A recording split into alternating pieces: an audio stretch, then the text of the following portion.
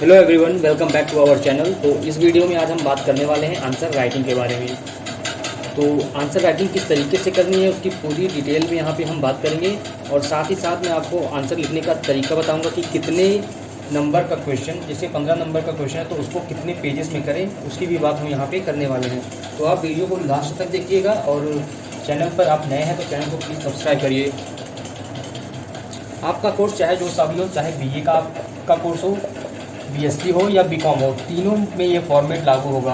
तो बेसिकली हम ये कहें कि ग्रेजुएशन में आपको कॉपी कैसे लिखनी है उसके ऊपर ये वीडियो हमारा रहने वाला है। तो चाहे आप फर्स्ट ईयर के स्टूडेंट हो, सेकेंड ईयर के स्टूडेंट हो या थर्ड ईयर के स्टूडेंट हो, आप किसी भी ईयर के स्टूडेंट हो, आप सेम पैटर्न फॉलो करके अपनी ग्रेजुएशन में कॉपी लिख सकते हैं। स्पेशली फर्स्ट ईयर वालों को ज़्यादा प्रॉब्लम होती है क्योंकि उन्होंने पहले ग्रेजुएशन का एग्ज़ाम दिया नहीं था। अगर आप फर्स्ट ईयर का दे लेते तो सेकेंड ईयर और थर्ड ईयर में आपको एक आइडिया लग जाता है कि आपको किस तरीके से आंसर राइटिंग करनी है। तो जो मेन प्रॉब्लम होती है वो फर्स्ट ईयर वालों को होती है, उनको आइडिया नहीं रहता कि किस तरीके से हम अपनी कॉपी लिखें।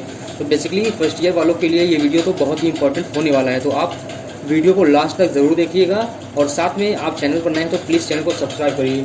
उसके बाद यहाँ पे हम बात करें, हमारा मेन मोटो है कि इलाहाबाद यूनिवर्सिटी का जो एग्ज़ाम होने वाला है उसमें हम अपनी कॉपी कैसे लिखें। तो इवन आप किसी भी कॉलेज या यूनिवर्सिटी के स्टूडेंट हो तो आप ये पैटर्न फॉलो कर सकते हैं, ना कि केवल AU DU BHU किसी भी कॉलेज या प्राइवेट कॉलेज से भी आप हैं तो इस आंसर पैटर्न को आप फॉलो करके अपनी कॉपी लिख सकते हैं।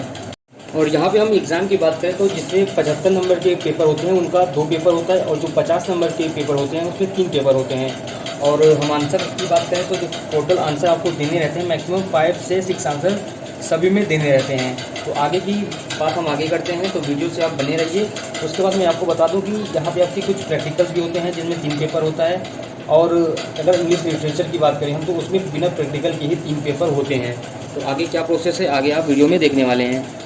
और अगर हम पेपर मैनेजमेंट की बात करें तो यहाँ पे जो पेपर का ड्यूरेशन होता है वो नॉर्मली 3 घंटे का यहाँ पे आपका पेपर होता है लिखने के लिए। 15 मिनट पहले आपको पेपर दिया जाता है, सिर्फ पेपर को आपको रीड करना होता है, लेकिन जो लिखने का आपका टाइमिंग रहता है वो केवल 3 घंटे आपको दिया जाता है। और जो क्वेश्चन के टाइप होते हैं आपको पता ही होगा, पहला जो होता है long answer, short answer and very short answer, जो कि 2 या 3 नंबर के क्वेश्चंस दिए रहते हैं। अब बात करें हम कि किसमें कितने पेजेस में, आपको एक ये डाउट रहता है कि आपको कितने पेजेस में आंसर देना रहेगा, तो वो डाउट अभी आपका क्लियर हो जाएगा। यहाँ पे आप वीडियो से बने रहें। अगर हम लॉन्ग आंसर की बात करें तो बेसिकली वो 15 नंबर का क्वेश्चन रहता है, और शॉर्ट में अगर हम बात करें तो नॉर्मली 10 नंबर का ये क्वेश्चन रहता है, और वेरी शॉर्ट में लगभग हम बात करें तो 2 से लगभग 3 नंबर के ये क्वेश्चन रहते हैं। अब यहाँ पे हम बात करते हैं कि शॉर्ट में अगर आपको आंसर देना हो, वेरी शॉर्ट क्वेश्चन के आंसर देने, तो वो कितने पेज में उसका आंसर दें। अगर आपका 3 नंबर का क्वेश्चन है तो आप उसको 2 से 2.5 पेज के अंदर वो आंसर देके आप लिख सकते हैं।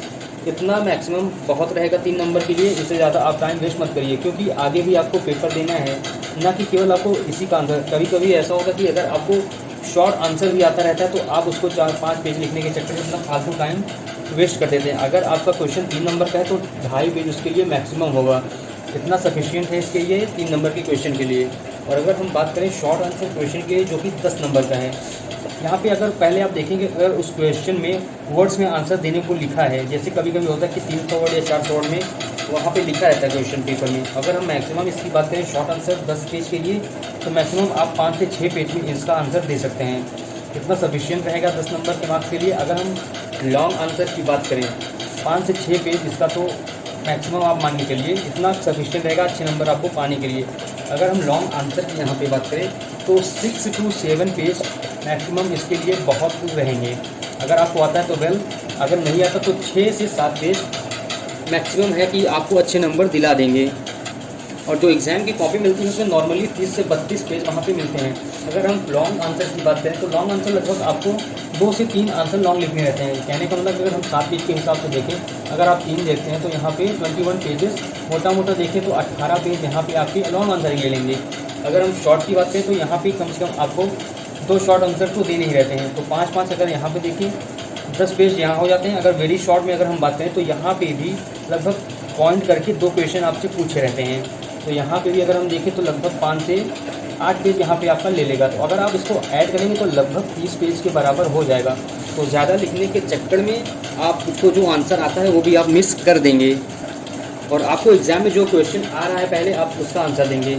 अगर मेरी बात माने तो अगर आप लॉन्ग आंसर आप पहले करेंगे तो आपके लिए ज़्यादा बेटर रहेगा, क्योंकि लास्ट में ऐसा होता है कि टाइम आपके पास कम बचता है तो आप जल्दी जल्दी में अपनी स्पीड बढ़ाते हैं, जिससे राइटिंग इधर उधर पूरी भागने की चांसेस रहते हैं। तो राइटिंग बहुत ही ख़राब रहती है और लॉन्ग आंसर ही आपको नंबर दिलाते हैं। शॉर्ट आंसर में अगर आप 3 पेज लिखेंगे तो यहाँ पे आपको 2 ही नंबर मिलने वाले हैं, 3 ही नंबर मिलने वाले हैं। अगर आप लॉन्ग आंसर लिखेंगे तो यहाँ पे 15 नंबर का क्वेश्चन अगर आप अच्छे से लिखते हैं तो यहाँ पे इजीली आपको 10 नंबर आसानी से मिल सकते हैं, अगर आपका आंसर अच्छा रहता है तो। और अगर हम एग्ज़ाम में पेज मिलने की बात करें तो यहाँ पे आपको ब्लैंक वाइट पेपर मिलने वाला है। तो आपको यहाँ पे अगर आप चाहें तो ऐसे लाइनिंग पेज के दोनों तरफ कर लेते हैं। और ध्यान रखें कि ये इसकी लेंथ 2 सेंटीमीटर से ज़्यादा ना हो, नहीं तो एग्जामिनर के मन में ये रहेगा कि आप केवल कॉपी भरना चाह रहे हैं। तो मैक्सिमम इधर का 2 सेंटीमीटर होना चाहिए, इधर में जितना आप क्वेश्चन नंबर के लिए लिख सकें उतनी ही मोटाई इधर होनी चाहिए आपकी। और यहाँ पे हम आंसर की बात करें तो आप पहले लॉन्ग आंसर दीजिएगा, क्योंकि ये आपको लगभग 15 नंबर का होता है। और अगर आप फ्रेश रहेंगे स्टार्टिंग में तो आपकी राइटिंग भी अच्छी रहेगी, आपके पास टाइम भी अच्छा खासा बचा रहेगा। तो आप यहाँ पे टाइम मैनेज कर सकते हैं इसके लिए। शॉर्ट आंसर में अगर आप लास्ट में जल्दी भी लिखेंगे तो आपका हो जाएगा, लेकिन लॉन्ग आंसर आपको अच्छे से लिखना होगा तो इसके लिए आपको टाइम की ज़रूरत रहेगी। तो पहले आप लॉन्ग आंसर करिएगा, फिर शॉर्ट, देन उसके बाद वेरी शॉर्ट आंसर आप अपना कर सकते हैं अपने टाइम के अकॉर्डिंग। और अगर हम यहाँ पे आंसर टाइमिंग की बात करें कि आपको एक आंसर के लिए कितना टाइम एग्जाम में देना है, तो यहाँ पे आप कर सकते हैं लॉन्ग आंसर के लिए आप 30 मिनट इजीली निकाल सकते हैं। 30 मिनट इसलिए कह रहा हूँ कि लॉन्ग आंसर आपको लगभग 6 पेजेस में लिखने हैं, तो एक पेज का अगर हम 5 मिनट देखें तो कम पड़ेगा एग्जाम में। तो आपकी स्पीड भी मायने रखती है। तो यहाँ पे अगर 3 क्वेश्चन या 2 क्वेश्चन आपको आंसर देने रहेंगे तो पूरा मान के चलिए 90 मिनट आपको लॉन्ग आंसर में लग जाएंगे। शॉर्ट की बात करें तो 20 मिनट एक क्वेश्चन का आप ले सकते हैं। 2 या 3 क्वेश्चन इसमें भी पूछेगा, लगभग आपके 50 से 60 मिनट यहाँ पे लग जाएंगे। अगर वेरी शॉर्ट आंसर की बात करें, यहाँ पे 3 इसलिए लिखा है क्योंकि टॉपिक के अंदर आपसे ABC करके यहाँ पे पूछा रहेगा, तो उसके लिए आपको 10-10 मिनट चाहिए ही रहेगा। तो यहाँ पे 30 मिनट हो जाएंगे, कुल मिला के यहाँ पे 3 घंटे का समय हो रहा है। तो एग्ज़ाम में आपको 3 घंटे कम लगेंगे। तो आपको करना क्या है, अभी से आपको आंसर राइटिंग की प्रैक्टिस करनी है।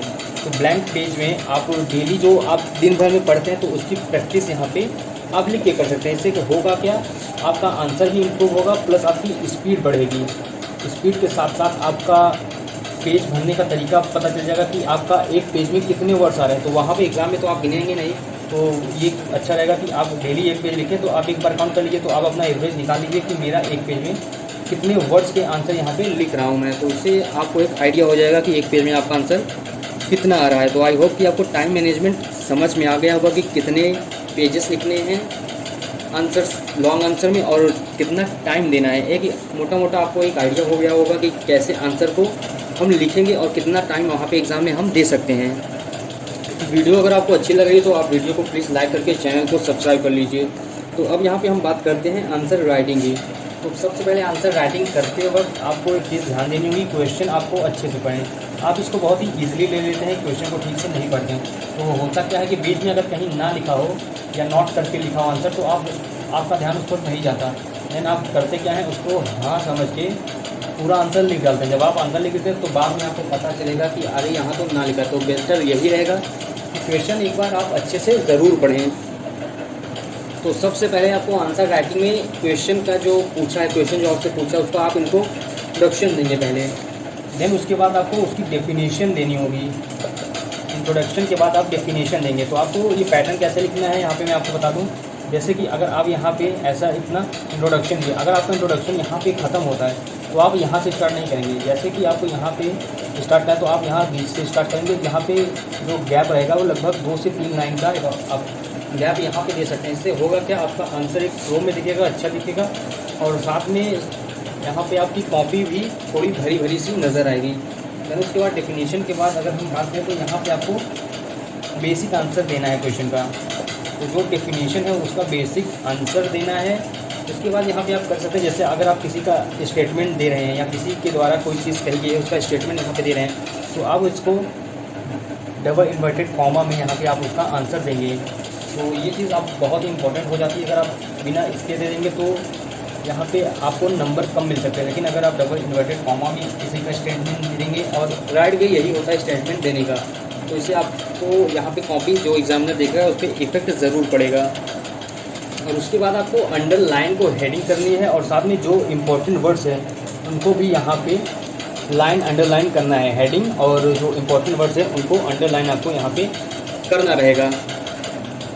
उसके बाद अगर आप आंसर को पॉइंट्स में देंगे तो इस तरीके करके पॉइंट वाइज देंगे तो आंसर आपका अच्छा लगेगा, इससे भी आपके मार्क्स इंप्रूव होने के चांसेस हो जाते हैं। और साथ में आप एग्जाम्पल और ग्राफ का भी यूज़ कर सकते हैं जहाँ पे इसकी ज़रूरत हो। वेयर नीडेड इसीलिए लिखा है, जहाँ पे इसकी ज़रूरत हो वहाँ पे आप एग्जाम्पल और ग्राफ यूज़ कर सकते हैं। तो आई होप कि वीडियो आपको पसंद आया हो। अगर पसंद आया तो चैनल को प्लीज़ सब्सक्राइब करिए और वीडियो को शेयर ज़रूर करिएगा।